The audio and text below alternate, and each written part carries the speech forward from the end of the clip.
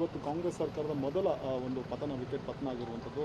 ಭ್ರಷ್ಟಾಚಾರ ಆರೋಪದ ಮೇಲೆ ಸಚಿವ ನಾಗೇಂದ್ರ ಅವರು ರಿಸೈನ್ ಮಾಡಲಿಕ್ಕೆ ತೀರ್ಮಾನವನ್ನು ತಗೊಂಡಿದ್ದಾರೆ ಸರ್. ಇಲ್ಲ, ಇವತ್ತಿನ ನಾಗೇಂದ್ರ ಅವರ ರಾಜೀನಾಮೆ ಕೊಡ್ತಕ್ಕಂಥ ನಿರ್ಧಾರ ಇದೇನು ಯಾರಿಗೇನು ಅಚ್ಚರಿ ತಂದಿರತಕ್ಕಂಥದ್ದು ಏನಲ್ಲ.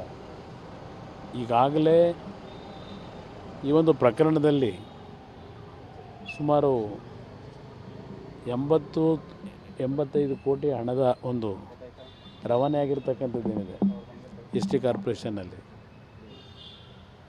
ಈಗಾಗಲೇ ಈ ಒಂದು ಪ್ರಕರಣದಲ್ಲಿ ಸರ್ಕಾರದ ತೀರ್ಮಾನಗಳು ಮೊದಲೇ ಆಗಬೇಕಾಗಿತ್ತು, ಈ ರಾಜೀನಾಮೆ ಕೊಡಬೇಕಾದಂಥದ್ದು.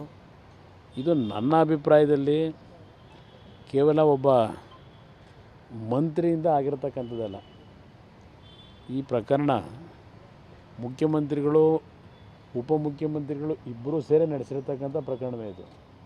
ಬಹುಶಃ ಇದು ಬೆಳಗ್ಗೆಯಿಂದ ಮುಖ್ಯಮಂತ್ರಿಗಳು ಉಪಮುಖ್ಯಮಂತ್ರಿಗಳ ಹೇಳಿಕೆಯನ್ನು ನಿಮ್ಮ ಒಂದು ಚಾನಲ್ಗಳು ಏನು ಪ್ರಕಟ ಮಾಡಿದೆ, ನಾನು ಹೇಳಿಲ್ಲ ಅಂತಕ್ಕಂಥದ್ದು, ನಾವು ಮುಖ್ಯಮಂತ್ರಿಗಳನ್ನ ರಾಜೀನಾಮೆ ಕೊಡು ಅಂತ ಹೇಳಿಲ್ಲ ಅನ್ನೋದು, ಉಪಮುಖ್ಯಮಂತ್ರಿಗಳು ರಾಜೀನಾಮೆ ಕೊಡಲಿಕ್ಕೆ ಹೇಳಿದ್ದೀವಿ ಅಂತಕ್ಕಂಥ ಅವ್ರು ಹೇಳೋದು, ಇದೆಲ್ಲ ಡ್ರಾಮಾ ಏನಿದೆಯಲ್ಲ, ಇವರಲ್ಲಿ ಆ ಒಂದು ಮಂತ್ರಿಗೆ ರಾಜೀನಾಮೆಯನ್ನು ಕೊಡುವಂತ ಹೇಳ್ತಕ್ಕಂಥ ಧೈರ್ಯವೂ ಸಹ ಇರಲಿಲ್ಲ. ಅದಕ್ಕೆ ಕಾರಣ ಏನು? ಇದರಲ್ಲಿ ದೊಡ್ಡ ಮಟ್ಟದ ಕೈವಾಡಗಳಿದೆ. ಇವತ್ತು ಒಂದು ವಾಲ್ಮೀಕಿ ನಿಗಮದ ಅಭಿವೃದ್ಧಿ ನಿಗಮದ ಇಷ್ಟೊಂದು ಬಹುಕೋಟಿ ಹಣ ಈ ರೀತಿ ಸ್ವೇಚ್ಛಾಚಾರವಾಗಿ ಒಂದು ಫೇಕ್ ಅಕೌಂಟ್ಗಳನ್ನು ಬೆಳಗ್ಗೆ ತೆರೆಯೋದು, ಬ್ಯಾಂಕ್ನಲ್ಲಿ 1 ಗಂಟೆನೆಲ್ಲ ಹಣ ಅದನ್ನು ವಿತ್ಡ್ರಾ ಮಾಡೋದು. ಬಹುಶಃ ಇಷ್ಟೊಂದು ಎಲೆಕ್ಟ್ರಿಫೈಯಿಂಗ್ ಸ್ಪೀಡ್ನಲ್ಲಿ ಈ ಘಟನೆ ನಡೆದಿರ್ತಕ್ಕಂಥದ್ದು ಇದ್ದರೂ ಈ ಕ್ಷಣದವರೆಗೆ ಈ ಒಂದು ವಿಷಯದ ಬಗ್ಗೆ ಯಾತಕ್ಕೆ ಮುಚ್ಚಿಟ್ಟಿದ್ರು? ಮಾರ್ಚ್ ತಿಂಗಳಲ್ಲಿ ನಡೆದಿರ್ತಕ್ಕಂಥ ಹಗರಣ ಇದು. ಮಾರ್ಚ್, ಏಪ್ರಿಲ್, ಮೇ, ಜೂನಲ್ಲಿದ್ದೇವೆ. ಅದರಿಂದ 4 ತಿಂಗಳಾಗಿದೆ.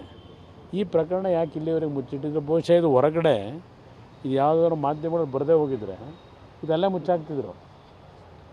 ಅದರಿಂದ ಇವತ್ತು ಕೇವಲ ಈ ಮಂತ್ರಿಯ ರಾಜೀನಾಮೆ ಏನಿದೆ, ಬಹುಶಃ ಇದರ ಒಂದು ತನಿಖೆ ಸ್ವಲ್ಪ ಹೊಳಹೊಕ್ಕಿ ಸಿರಿಯಾದ ರೀತಿ ಗಂಭೀರವಾದಂಥ ಸೀರಿಯಸ್ ಆಗಿ ತನಿಖೆ ಆದರೆ ಬಹುಶಃ ಇನ್ನು ದೊಡ್ಡ ತಲೆಗಳು ಇವತ್ತು ಈ ಒಂದು ಪ್ರಕರಣದಲ್ಲಿ ಭಾಗಿಯಾಗಿರ್ತಕ್ಕಂಥ ಹೊರಗೆ ಬರ್ತದೆ. ಕಾದು ನೋಡೋಣ. ಸಿಎಂ ಮತ್ತು ಡಿ ಸಿ ಎಂ ಯಾವ ರೀತಿ ಸಿಎಂ ಮತ್ತು ಡಿ ಸಿ ಎಂ ಅವರು ಇನ್ವಾಲ್ವ್ ಆಗಿದ್ದಾರೆ ಅಂತ ತಾವು ಆರೋಪ ಮಾಡಿದರೆ ಯಾವ ರೀತಿ? ನಾನು ಇನ್ವಾಲ್ವ್ ಅಂದರೆ ಇವ್ರ ಗಮನಕ್ಕೆ ಬಂದೇ ಆಗಿದೆ ಅಂತ ಹೇಳಿ.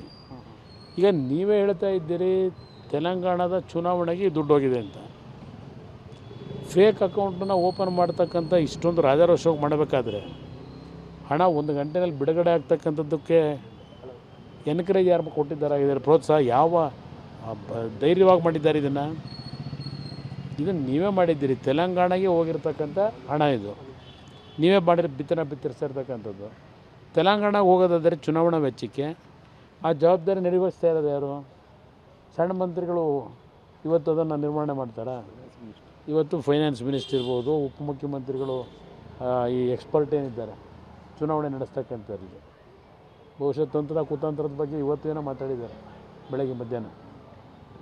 ಮುಂದಿನ ದಿನಗಳಲ್ಲಿ ನಮ್ಮ ಗೆಲುವೇನಿದೆಯಲ್ಲ ಬೆಂಗಳೂರು ಗ್ರಾಮಾಂತರ ಜಿಲ್ಲೆ, ನಾವೇನು ಯಾವುದು ಕುತಂತ್ರ ಮಾಡಲಿಲ್ಲ. ಜನ ತೀರ್ಮಾನ ಮಾಡಿರ್ತಕ್ಕಂಥದ್ದು. ಇವರ ನಡವಳಿಕೆ ನೋಡೆ, ಇವರ ದಬ್ಬಾಳಿಕೆ ನೋಡೆ ಜನ ತೀರ್ಮಾನ ಮಾಡಿ ತೀರ್ಪು ಕೊಟ್ಟಿದ್ದಾರೆ. ನಾವು ಕುತಂತ್ರದ ಮುಖಾಂತರ ಚುನಾವಣೆ ನಡೆಸಿಲ್ಲ.